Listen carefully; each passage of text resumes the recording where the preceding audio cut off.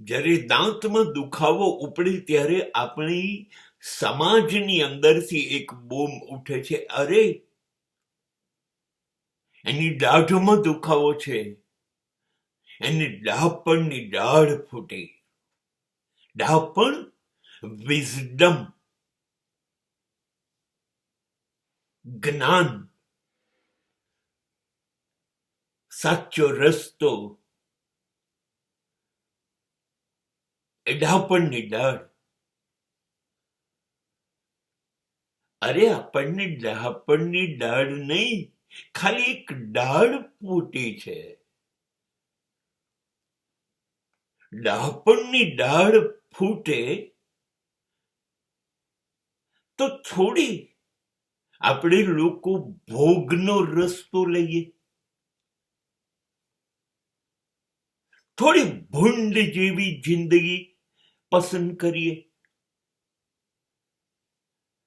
થોડું જુદા જુદા પાંજરાઓમાં પુરાઈ રહીએ,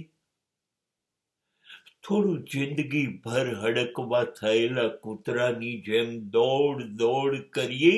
ક્યારેક સંપત્તિ, સમૃદ્ધિ, સત્તા, પ્રતિષ્ઠા, એ બધા પાછળ દોડ્યા કરીએ મૃત્યુ સુધી, જેમાં ક્યાંય સાર નથી. એવા સંસારમાં સાર શોધીએ. આપણને ખબર છે મારું કશું નથી અને મારું કોઈ નથી, તો બધું જ મારું એવું કરવા માંડીએ અને બધાને મારા ગણવા માંડીએ.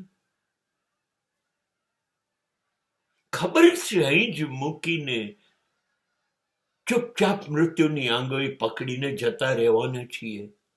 અરે આ બધું જિંદગી ભર ભેગું કર્યું એ તો નહીં રહે,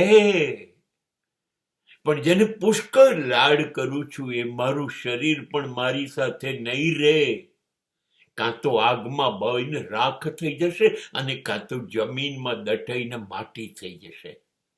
આવું કશું જ ખબર નથી પડતી આપણને.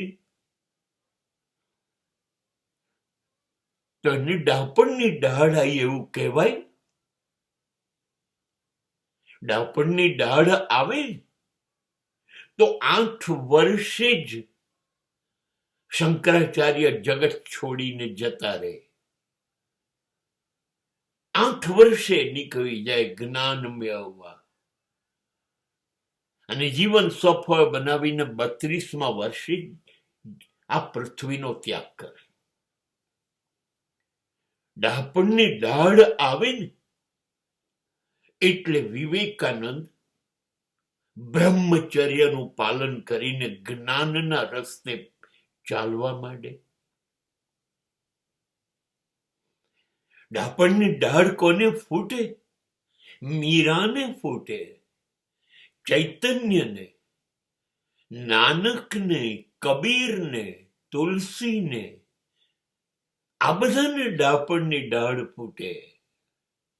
અને અચાનક સંસારમાં જીવાતી જિંદગીને એક ખૂણે મૂકી અને તું હી તું, તું હી તું,